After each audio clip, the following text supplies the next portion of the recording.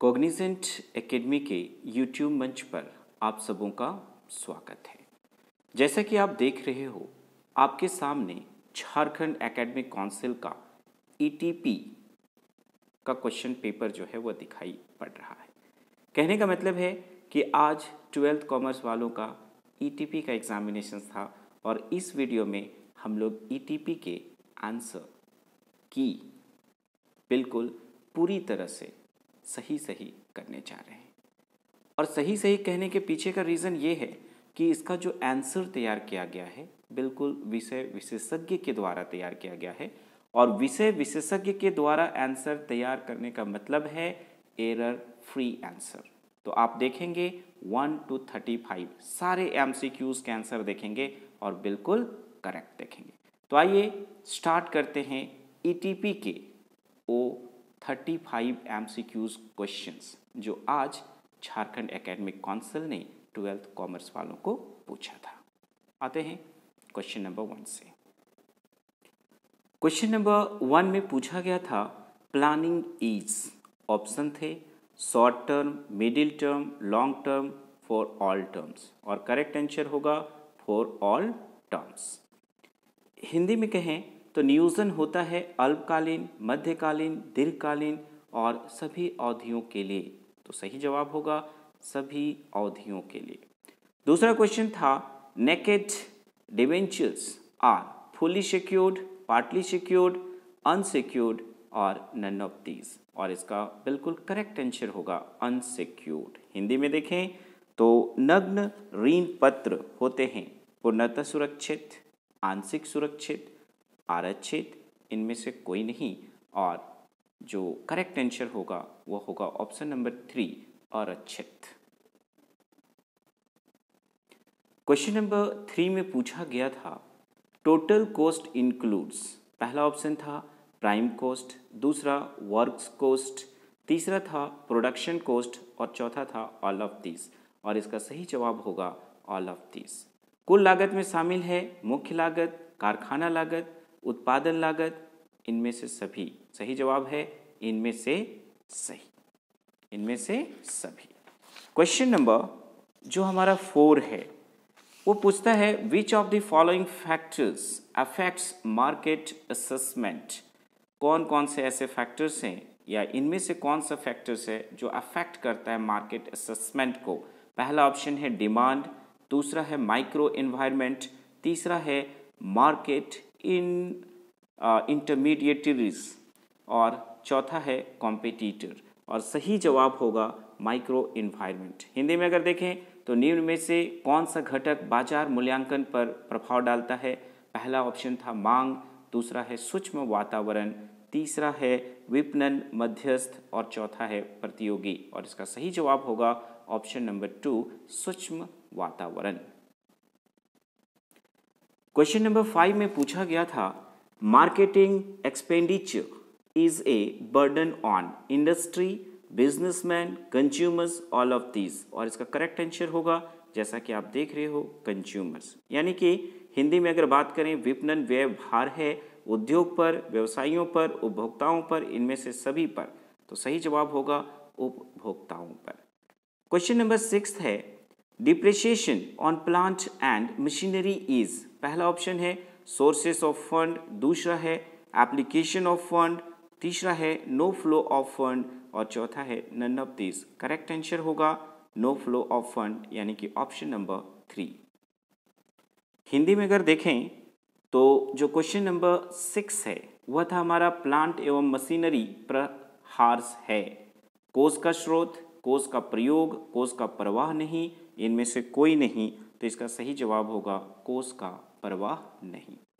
Question number 7 है management is a profession, this statement is of George R Terry, American Management Association, Henri Fayol, और चौथा option है none of these, और correct answer होगा American Management Association. तो प्रबंध एक पेशा है, यह कथन है जॉर्ज आर टेरी का, अमेरिकन प्रबंध एसोसिएशन का, हेनरी फ्यूल का, इनमें से कोई नहीं, और सही जवाब है यह जो कथन है अमेरिकन प्रबंध एसोसिएशन का है, यानी कि आपका option number 2 is the correct answer for question number 7।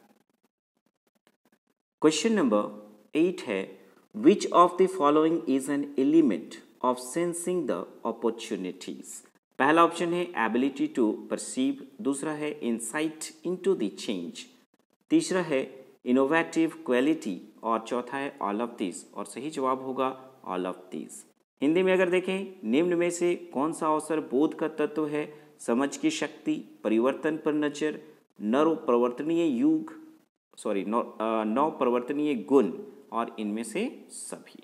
तो सही जवाब होगा इनमें से सभी, यानी कि ऑप्शन नंबर 4। क्वेश्चन नंबर 9 है, venture capital contains high risk, venture risk, no risk, none of these, और करेक्ट आंसर होगा option number 1, that is high risk. तो क्वेश्चन नंबर 9 को अगर हिंदी में देखा जाए, उद्यमी पूंजी में रहता है उच्च जोखिम, साहसिक जोखिम, कोई जोखिम नहीं, इनमें से कोई नहीं, और इसका सही जवाब होगा उच्च जोखिम। उद्यमी पूंजी में उच्च जोखिम होता है, हाई रिस्क होता है। क्वेश्चन नंबर 10 है, the fill in the blanks of a business also determines the form of organisation. पहला ऑप्शन है साइज, दूसरा ऑप्शन है लोकेशन, तीसरा ऑप्शन है स्टडी, और चौथा ऑप्शन है नन ऑफ दीज। तो जो आप फिल इन द ब्लैंक्स देख रहे हैं, इसमें होगा size, that is option number 1। The size of a business also determines the form of organisation. जो साइज ऑफ ए बिजनेस है वो डिटरमाइन करता है फॉर्म ऑफ ऑर्गेनाइजेशन को। व्यवसाय का आकार भी व्यवसाय के प्रारूप को निर्धारित करता है, यानी कि यहाँ पर पहला ऑप्शन आकार सही है। क्वेश्चन नंबर 11 है, project is prepared by promoters, by managers, by entrepreneurs, by all of them, और सही जवाब होगा बाय ऑल ऑफ देम, यानी कि ऑप्शन नंबर 4।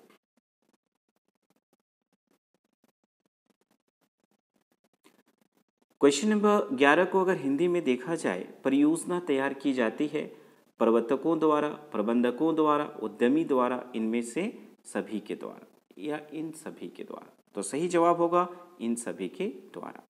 क्वेश्चन नंबर 12 है, ए प्रोजेक्ट इज, पहला ऑप्शन है cluster of activities, single activities, group of innumerable activities, none of these, और इसका करेक्ट आंसर होगा क्लस्टर ऑफ एक्टिविटीज। तो एक प्रोजेक्ट जो है वह क्लस्टर ऑफ एक्टिविटीज है। हिंदी में देखें, एक परियोजना है गतिविधियों का समूह, एकल गतिविधि, असंख्य गतिविधियों का समूह, इनमें से कोई नहीं, और इसका सही जवाब होगा ऑप्शन नंबर 1, गतिविधियों का समूह। नेक्स्ट क्वेश्चन है question number 13, incentives are not concerned with rebate, exemption from tax, provision of seed capital, lump sum payment, और इसका करेक्ट आंसर होगा lump sum payment.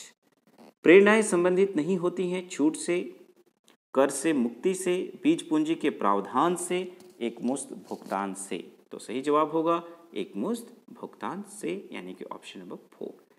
Question number 14 है, net working capital means current assets, current liabilities, current assets plus current liabilities minus current assets, none of these. एक बार question को फिर से ध्यान से देखें। नेट वर्किंग कैपिटल मीन्स, पहला जो ऑप्शन है current assets minus current liabilities है, और यही इसका करेक्ट आंसर होगा, current assets minus current liabilities. Question number जो 14 था, अगर उसको हिंदी में देखा जाए, शुद्ध कार्यशील पूंजी का अर्थ है चालू संपत्तियां माइनस चालू दायित्व, यानी कि option number 1 is the correct answer.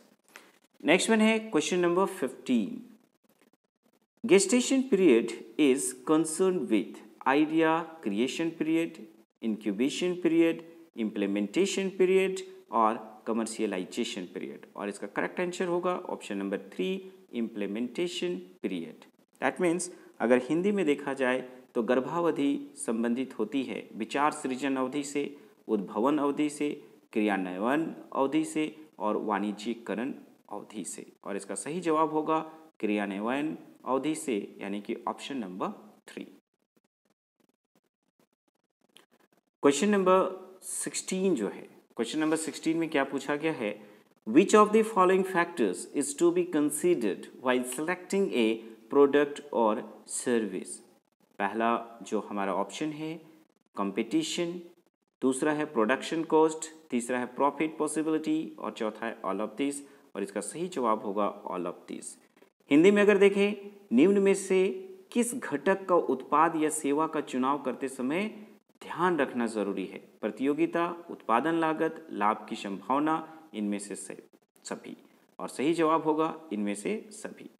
Next है question number 17, selection of an enterprise depends on sole trading, right of entrepreneur, self ability of entrepreneur, none of these, और करेक्ट आंसर होगा option number 3, self ability of entrepreneur. Question number 17 को अगर हिंदी में देखा जाए, उपक्रम का चुनाव निर्भर करता है।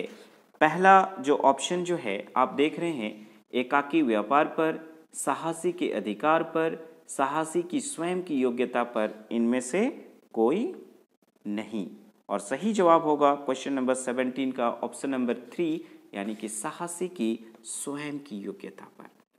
क्वेश्चन नंबर 18 है, the term fund used in fund flow analysis means. The term fund used in fund flow analysis means. पहला ऑप्शन है कैश ओनली, दूसरा है करंट एसेट्स, तीसरा है करंट लाइबिलिटीज, और चौथा है excess of current assets over current liabilities, और इसका करेक्ट आंसर होगा excess of current assets over current liabilities. Hindi में अगर देखा जाए, कोष प्रवाह विश्लेषण में प्रयुक्त कोष शब्द का आशय है केवल रोकड़, चालू संपत्तियां, चालू दायित्व, चालू संपत्तियों का चालू दायित्व का आधिक्य, और इसका सही जवाब होगा ऑप्शन नंबर 4, चालू संपत्तियों का चालू दायित्व का या चालू दायित्व पर आधिक्य, यानी कि ऑप्शन नंबर 4 जो है ये करेक्ट आंसर होगा क्वेश्चन नंबर 18 का। क्वेश्चन नंबर 19 है, external environment is composed of forces that have a general influence on enterprise behavior, employees behavior, promoters behavior, management behavior, और करेक्ट आंसर होगा इंटरप्राइजर बिहेवियर।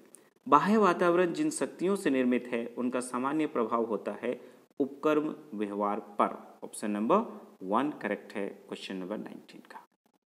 नेक्स्ट है question number 20, which of the following is not an operational expense. पहला option है advertising expenses, दूसरा है preliminary expenses return of, third option है wages, और fourth option है रेंट।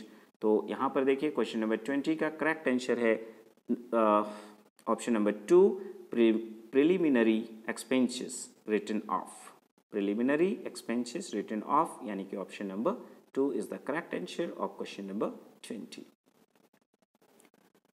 क्वेश्चन नंबर 20 को अगर हिंदी में देखा जाए, निम्नलिखित में से कौन सा संचालन व्यय नहीं है। इनफैक्ट संचालन व्यय नहीं है। निम्नलिखित में से कौन सा संचालन व्यय नहीं है? विज्ञापन व्यय, प्रारंभिक व्यय, मजदूरी या फिर किराया। तो ऑप्शन नंबर 20 का जो करेक्ट आंसर है वह ऑप्शन नंबर 2 है, प्रारंभिक व्यय।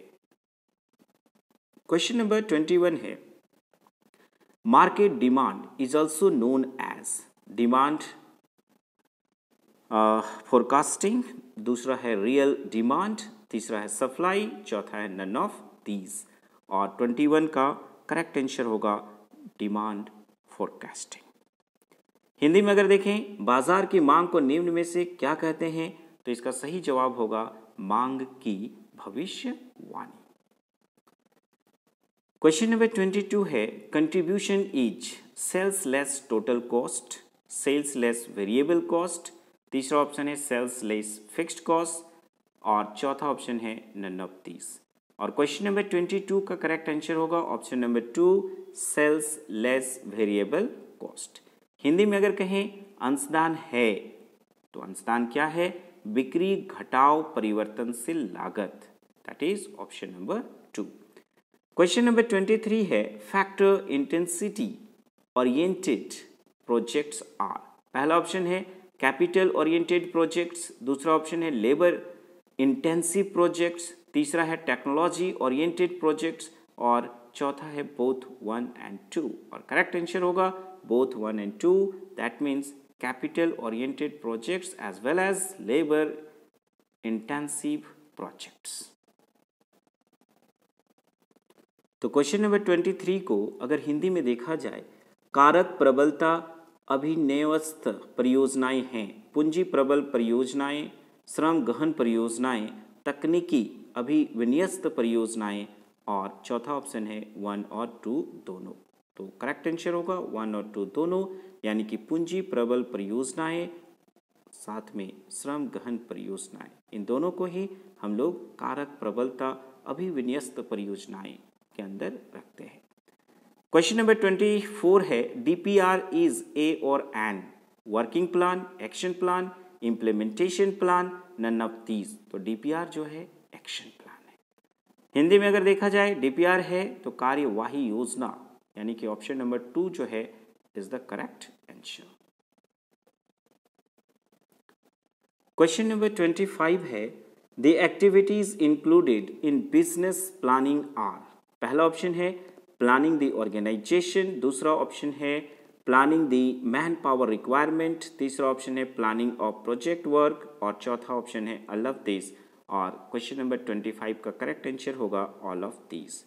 हिंदी में अगर देखा जाए व्यवसाय नियोजन में शामिल क्रियाएं हैं संगठन का नियोजन, श्रम शक्ति की आवश्यकता का नियोजन, परियोजना कार्य का नियोजन, इनमें से सभी और इसका सही जवाब होगा इनमें से सभी, यानी कि ऑप्शन नंबर 4। क्वेश्चन नंबर 26 है which of the following are kind of resources and their sources. पहला ऑप्शन है फिजिकल रिसोर्सेज, दूसरा है टेक्निकल रिसोर्सेज, तीसरा ऑप्शन है ह्यूमन रिसोर्सेज और चौथा है ऑल ऑफ दिस और इसका सही जवाब होगा all of this. Correct answer है ऑप्शन नंबर 4। हिंदी में अगर इसी को देखा जाए निम्न में से कौन संसाधनों के प्रकार एवं स्रोत हैं, भौतिक संसाधनों, तकनीकी संसाधनों, मानवीय संसाधनों, इनमें से सभी और जवाब होगा इनमें से सभी। क्वेश्चन नंबर 27 है the characteristics of a good brand is और आर। तो जो कैरेक्टरिस्टिक्स है ऑफ ए गुड ब्रांड वो क्या है, short name, memorable, attractive, all of these. तो करेक्ट आंसर होगा ऑल ऑफ दीज, ये तीनों है। अच्छे ब्रांड की विशेषताएं हैं सूक्ष्म नाम होना चाहिए, स्मरणीय होना चाहिए, आकर्षक होना चाहिए, तीनों होना चाहिए, यानी कि हमारा सही जवाब होगा ऑप्शन नंबर 4 इनमें से सभी। अब देखिए क्वेश्चन नंबर 28 जो है वह क्या है, IDBI was established in the year। इसका सही जवाब होगा 1964। तो 1964 में IDBI जो है उसको एस्टैब्लिश किया गया था। क्वेश्चन नंबर 29 है which of the following is not a problem of expansion of business. पहला ऑप्शन है रिस्क मैनेजमेंट, दूसरा ऑप्शन है profit planning and expense control, तीसरा ऑप्शन है प्राइस पॉलिसी, चौथा ऑप्शन है ट्रेंड ऑफ डिमांड। तो सवाल था विच of the following is not a problem of expansion of business. तो यहाँ पर देखिए जो ट्रेंड ऑफ डिमांड जो है ये प्रॉब्लम नहीं है एक्सपेंशन ऑफ बिजनेस का।